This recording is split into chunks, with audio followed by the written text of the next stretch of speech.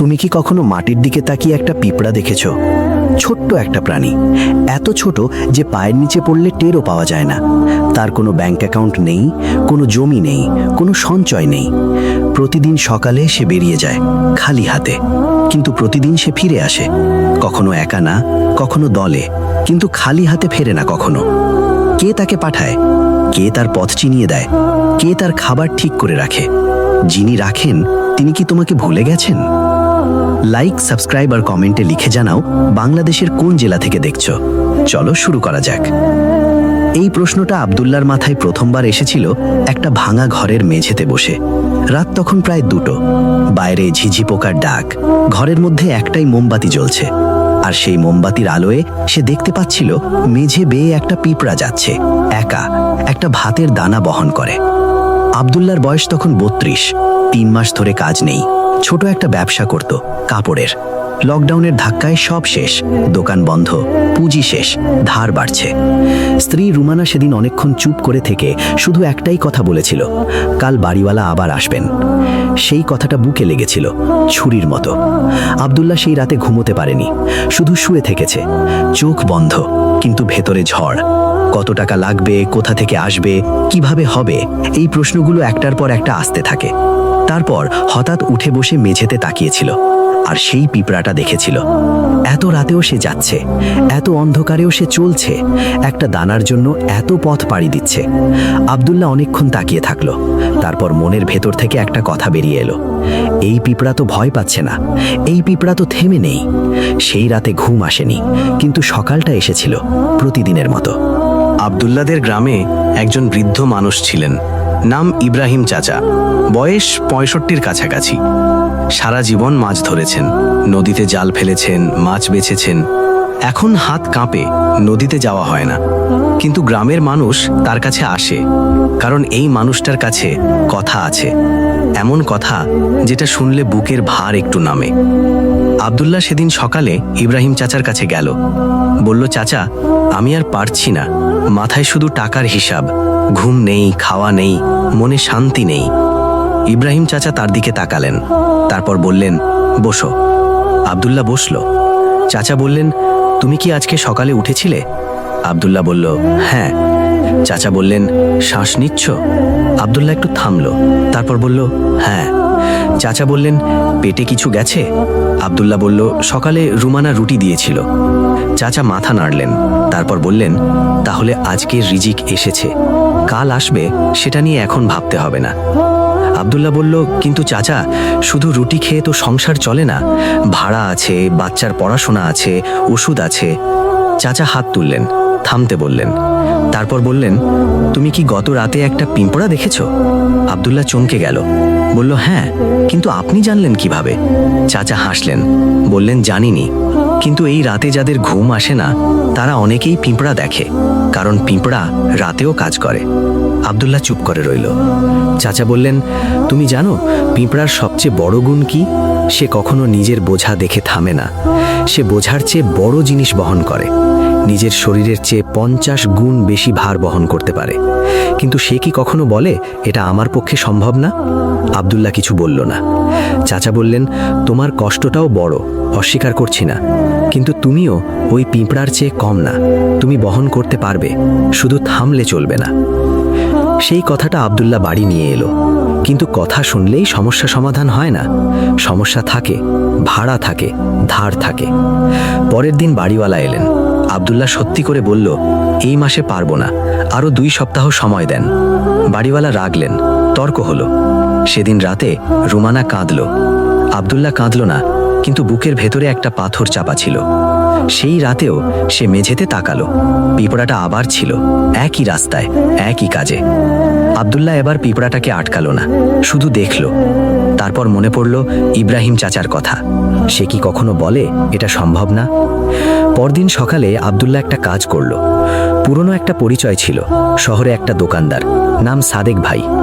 আব্দুল্লাহ তাকে ফোন করল, বলল, ভাই, কাজ লাগবে, যে কোনো কাজ, আমি করব। সাদেক ভাই একটু চুপ থেকে বললেন, কি করতে পারবি? আব্দুল্লাহ বলল, কাপড়ের কাজ জানি, হিসাব জানি, মানুষের সাথে কথা বলতে পারি। সাদেক ভাই বললেন, কাল সকালে আয়। পরদিন সকালে আব্দুল্লাহ গেল। সাদেক ভাইয়ের দোকানে একজন লোক লাগবে, মালপত্র দেখাশোনা করার জন্য। বেতন কম, কিন্তু কাজ আছে। আব্দুল্লাহ রাজি হলো। রুমানা সেদিন রাতে জিজ্ঞেস করলো, বেতন কত? আব্দুল্লাহ বলল। রুমানা একটু চুপ থাকলো, তারপর বলল, কম, কিন্তু শুরু।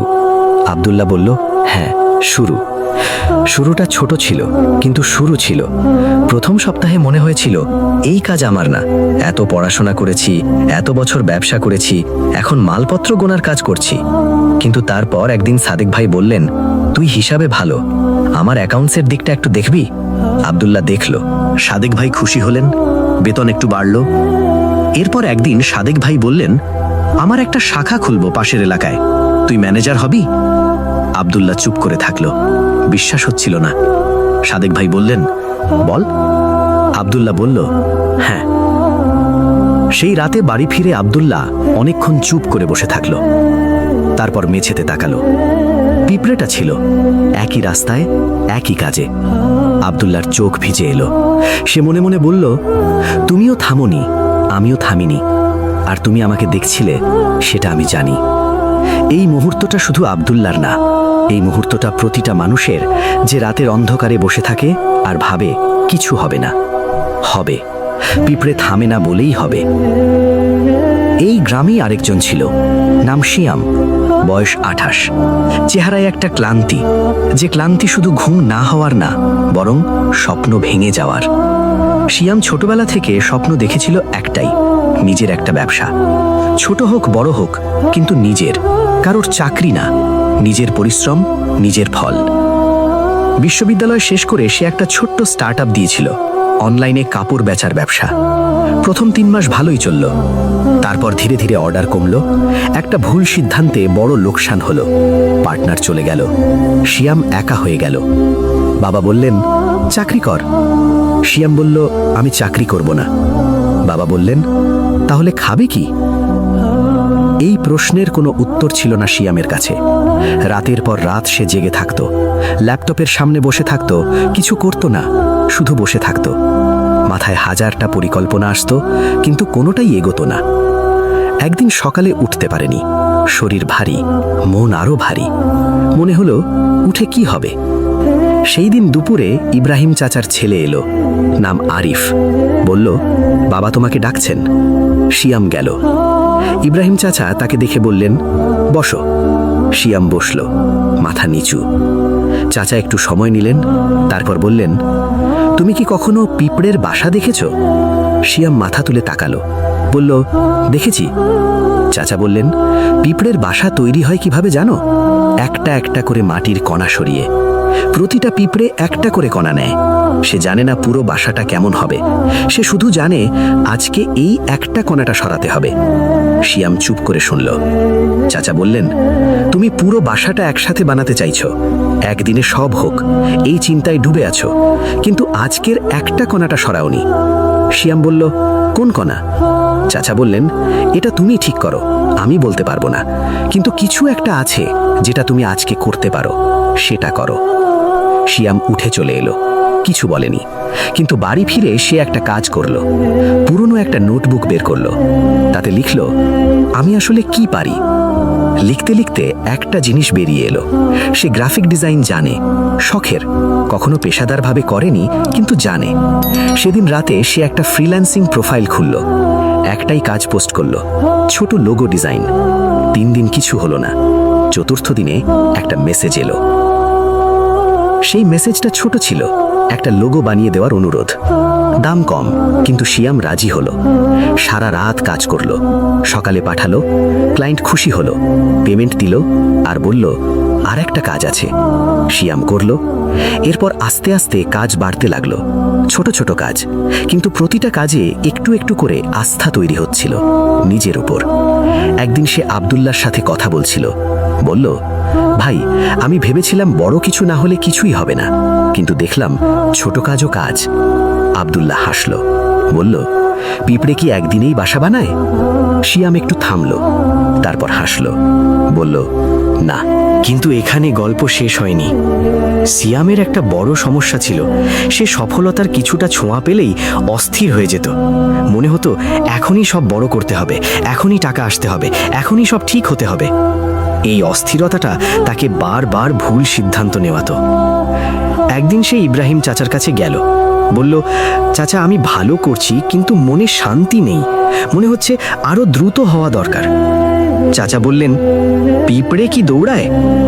সিয়াম ভাবল, বলল, হ্যাঁ দৌড়ায়। চাচা বললেন, কিন্তু সে থামেও, বিশ্রাম নেয়, তারপর আবার চলে। সে কখনো এলোমেলো দৌড়ায় না, সে জানে কোথায় যেতে হবে। বললেন, তোমার দৌড়ের মধ্যে দিক আছে তো? সিয়াম চুপ করে গেল। চাচা বললেন, তুমি যখন শুধু টাকার দিকে দৌড়াও তখন দিক হারিয়ে যায়, কিন্তু যখন বলো আমি ভালো কাজ করব, মানুষের কাজে লাগব, তখন দিকটা ঠিক থাকে। আর দিক ঠিক থাকলে রিজিক পথ হারায় না। সেই কথাটা সিয়ামের মাথায় গেঁথে গেল। সে সেদিন থেকে একটা নিয়ম করল, প্রতিদিন সকালে উঠে একটাই প্রশ্ন করবে, আজকে কার কাজে লাগতে পারি? ছোট প্রশ্ন, কিন্তু এই প্রশ্নটা তার দিকটা ঠিক করে দিত। সেই গ্রামে আরও একটা মানুষ ছিল যার গল্প না বললে পুরো হয় না। তার নাম সাদেক। সাদেক মানুষটা কখনো অভাবে ছিল না, মধ্যবিত্ত পরিবার, বাবার একটা ছোট্ট চাকরি ছিল, খাওয়া দাওয়ার অভাব ছিল না। কিন্তু সাদেকের একটা সমস্যা ছিল, সে সবসময় অন্যের সাথে তুলনা করত। পাশের বাড়ির রাফি নতুন মোটরসাইকেল কিনেছে, সাদেক রাতে ঘুমাতে পারেনি। তার বন্ধু ইমরান বিদেশে চলে গেছে, সাদেক সারাদিন মুখ গোমরা করে থেকেছে। তার স্ত্রী মিতা একদিন বলল, তুমি যা আছো তাতে সুখী না কেন? সাদেক বলল, আমার কি সুখী থাকার মতো কিছু আছে? মিতা বলল, তুমি কি মাটির দিকে তাকাও কখনো? সাদেক বলল, মাটিতে কি আছে? মিতা বলল, পিঁপড়ে। সাদেক একটু অবাক হলো। মিতা বলল, পিঁপড়ে কি পাশের পিঁপড়ের ভার দেখে হিংসে করে? পাশের পিঁপড়ে বড় দানা পেয়েছে, সে কি কাঁদতে বসে? সাদেক কিছু বলল না। মিতা বলল, পিঁপড়ে শুধু নিজের কাজ করে, নিজের বোঝা বহন করে, পাশেরটার দিকে তাকানোর সময় নেই তার। এই কথাটা সাদেককে ভাবালো। সে সেদিন থেকে একটা কাজ শুরু করলো। প্রতিদিন রাতে ঘুমানোর আগে 3টে জিনিস লিখত। আজকে কি ভালো হয়েছে? প্রথম দিন লিখল, সকালে চা ভালো হয়েছিল, বাচ্চাটা হাসছিল, বৃষ্টির গন্ধ ছিল। ছোট কিন্তু সত্যি। দ্বিতীয় সপ্তাহে সে লক্ষ্য করল তার মনের অস্থিরতা একটু কমেছে। তৃতীয় সপ্তাহে সে ইব্রাহিম চাচার কাছে গেল। বলল, চাচা, একটা অদ্ভুত জিনিস হচ্ছে, আমি আগের মতো অন্যের দিকে তাকাচ্ছি না, নিজের দিকে তাকাচ্ছি। চাচা হাসলেন, বললেন, এটাকে বলে নিজের রাস্তা খুঁজে পাওয়া। বললেন, পিঁপড়ে যদি পাশেরটার রাস্তায় যেত, নিজের বাসায় ফিরতে পারত না। সাদেক বলল, কিন্তু চাচা, মনে শান্তি আসছে, কিন্তু সংসারের যা অবস্থা তাতে এই শান্তি কতদিন থাকবে? চাচা বললেন, শান্তি আসলে রিজিকের পথ খোলে। যে মনে অশান্তি সে সুযোগ দেখতে পায় না, যে মনে শান্তি সে দেখে। বললেন, তুমি এখন দেখতে শুরু করেছো, এটাই বড় পরিবর্তন।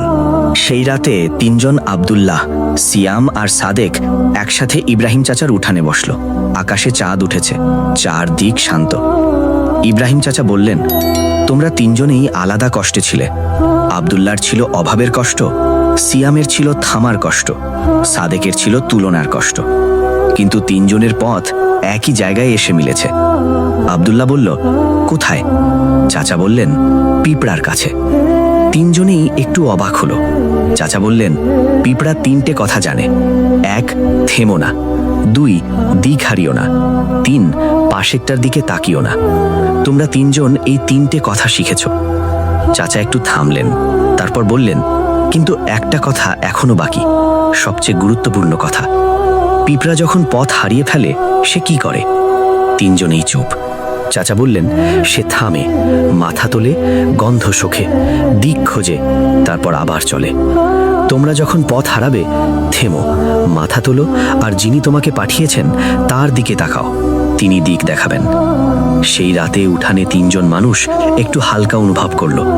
বুকের ধার পুরোটা যায়নি, কষ্ট পুরোটা শেষ হয়নি, কিন্তু একটা বিশ্বাস এলো, পিঁপড়া কাল সকালেও আসবে। কিছু রাত থাকে যেগুলো শেষ হতে চায় না। ইব্রাহিম চাচার জীবনে এমন একটা রাত এসেছিল যেটার কথা তিনি কখনো কাউকে বলেননি। আজ পর্যন্ত না। কিন্তু সেই রাতে আব্দুল্লাহ, সিয়াম আর সাদেক যখন জিজ্ঞেস করলো, চাচা আপনার নিজের জীবনে কি কখনো মনে হয়েছে সব শেষ? তখন চাচা অনেকক্ষণ চুপ থেকে বললেন, হয়েছিল। সবাই চুপ করে গেল। চাচা বললেন, আমার বয়স তখন 40-এর কাছাকাছি। 3টে ছেলে মেয়ে ছোট, স্ত্রী অসুস্থ, নদীতে মাছ কমে গেছে, জাল ফেলি, ফিরে আসে খালি। টানা 4 মাস এমন গেছে। 4 মাস ঠিকমতো খাওয়া নেই, ধার করে চলছি, কিন্তু ধার দেওয়ার মানুষও ফুরিয়ে যাচ্ছে। একদিন রাতে আমার ছোট মেয়ে, বয়স তখন 5, সে বলল, বাবা পেটে ক্ষুধা। আমার কাছে কিছু ছিল না। চাচার গলা ভারী হয়ে এলো। সেই রাতে আমি বাইরে বেরিয়ে গেলাম, নদীর পাড়ে বসলাম। অন্ধকার চারদিকে, পানির শব্দ আর বুকের ভেতরে এমন একটা ব্যথা যেটার ভাষা নেই। আমি কাঁদলাম, অনেক কাঁদলাম। তারপর মাটির দিকে তাকালাম। রাতের অন্ধকারেও পিঁপড়া যাচ্ছে। চাচা একটু থামলেন। সেই রাতে পিঁপড়া দেখে আমার মনে একটাই কথা এলো, এই ছোট্ট প্রাণীটার কোনো গোলা নেই, কোনো জমি নেই, কোনো মানুষ নেই, তবুও সে চলছে, কারণ কেউ একজন তার পথ ঠিক করে রেখেছেন। আর আমার জন্য যাকে তিনি বুদ্ধি দিয়েছেন, হাত দিয়েছেন, পরিবার দিয়েছেন, তার জন্য কি তিনি পথ রাখেননি? সেই রাতের পর কি হয়েছিল চাচা বললেন। পরদিন ভোরে উঠে নদীতে গেলেন, জাল ফেললেন। প্রথম টানে এমন মাছ উঠল যা গত 6 মাসে একদিনও ওঠেনি। চাচা বললেন, আমি জানি না সেটা কাকতালীয় ছিল কিনা, কিন্তু আমি এটুকু জানি, সেই রাতে আমি যখন নিজের সব ক্ষমতা শেষ করে মাথা নত করেছিলাম, তারপর থেকে কিছু একটা বদলেছিল। হয়তো পরিস্থিতি বদলেছিল, হয়তো আমি বদলেছিলাম, হয়তো দুটোই। কিন্তু সেই পিঁপড়াটা যে রাতের অন্ধকারেও থামেনি, সেটা আমাকে একটা কথা শিখিয়েছে, অন্ধকারে থামলে চলে না। আব্দুল্লাহ বলল, চাচা কিন্তু সবার জীবনে কি এভাবেই হয়? সবাই কি এই কষ্ট পার করতে পারে? ইব্রাহিম চাচা অনেকক্ষণ চুপ থাকলেন। তারপর বললেন, সবাই পার করে না। কেউ কেউ হাল ছেড়ে দেয়, কেউ কেউ থেমে যায়, কিন্তু যারা পার করে তারা একটা কাজ করে। সিয়াম বলল, কি কাজ? চাচা বললেন, তারা সকাল দেখে। মানে? চাচা বললেন, যখন রাতটা অনেক কঠিন, তখন একটাই কাজ, শুধু সকাল পর্যন্ত থাকো। সকাল হলে দেখবে কিছু একটা বদলেছে। হয়তো পরিস্থিতি না, কিন্তু তুমি বদলেছ একটু, আর সেই একটুটাই যথেষ্ট। সাদেক বলল, চাচা পিঁপড়ে কি কখনো হাল ছেড়ে দেয়? চাচা একটু হাসলেন, বললেন, না, কিন্তু পিঁপড়ে কখনো একা চলে না, দলে চলে। একটা পড়ে গেলে পাশেরটা তাকে টেনে তোলে। চাচা তাদের 3 জনের দিকে তাকালেন, বললেন, তোমরা 3 জন একসাথে আছো, এটাই তোমাদের সবচেয়ে বড় সম্পদ। কিছুদিন পরের কথা, আব্দুল্লাহ সাদেক ভাইয়ের নতুন শাখায় কাজ শুরু করলো। একটু একটু করে সংসার সামলাতে পারছে, ভাড়া দিতে পারছে। রুমানা আর কাঁদছে না। সিয়ামের ফ্রিল্যান্সিং এখন একটা ছোট্ট এজেন্সিতে পরিণত হচ্ছে। 2 জন ছেলে তার সাথে কাজ করছে। সাদেক প্রতিদিন রাতে এখনো লেখে 3টে ভালো জিনিস। অভ্যেসটা যায়নি। একদিন 3 জন একসাথে ইব্রাহিম চাচার বাড়িতে গেল। চাচা তখন উঠানে বসেছিলেন, পায়ের কাছে মাটিতে পিঁপড়ে যাচ্ছে। আব্দুল্লাহ বলল, চাচা দেখছেন? চাচা বললেন, দেখছি। সিয়াম বলল, এই পিঁপড়েটা জানে না আমরা তাকে দেখছি। চাচা বললেন, জানে না, কিন্তু সে থামছে না। সাদেক বলল, আমরাও জানি না কি আমাদের দেখছেন। চাচা মাথা তুললেন, 3 জনের দিকে তাকালেন, তারপর বললেন, কিন্তু কেউ একজন দেখছেন। সেই বিকেলে চাচা 3 জনকে একটা গল্প বললেন। অনেক বছর আগে এই নদীর পাড়ে একটা বিশাল বন্যা হয়েছিল। সব ভেসে গিয়েছিল। মানুষ উঁচু জায়গায় উঠে বসেছিল, চারদিকে পানি। সেই সময় একজন বৃদ্ধ মানুষ দেখলেন একটা পিঁপড়ের দল পানির মধ্যে ভাসছে।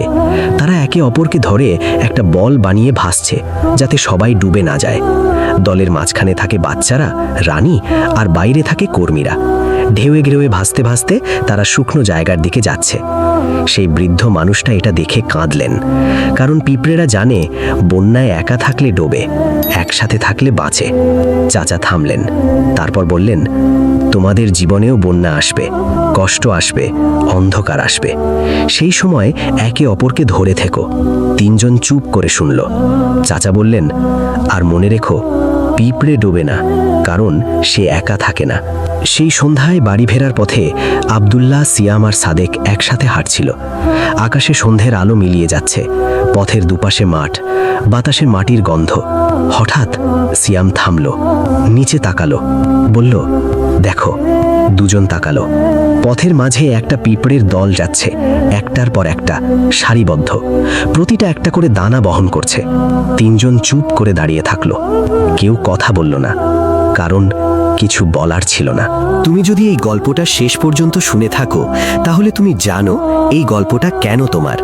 কারণ তোমার বুকেও সেই ভার আছে, তোমার রাতেও সেই অন্ধকার। কিন্তু আজকে শুধু একটাই কথা মনে রেখো, পিঁপড়া থামে না। সে জানে না কাল কি হবে, সে জানে না পথটা কতটা লম্বা, সে জানে না সামনে বন্যা আছে কিনা। সে শুধু জানে আজকের দানাটা তুলতে হবে। তুমিও শুধু আজকের একটা কাজ করো, ছোট হলেও চলবে, কিন্তু করো। কারণ যিনি পিঁপড়াকে পথ দেখান, তিনি তোমাকেও দেখছেন, প্রতিটা সকালে, প্রতিটা রাতে, এমনকি যখন তুমি দেখতে পাও না তখনও। পিঁপড়া কাল সকালেও আসবে, তোমার জন্যেও পথ আছে। সবশেষে একটাই অনুরোধ, ভিডিওটি ভালো লাগলে লাইক, সাবস্ক্রাইব আর কমেন্টে লিখে জানাও বাংলাদেশের কোন জেলা থেকে আমাদের ভিডিওটি দেখলে। ধন্যবাদ।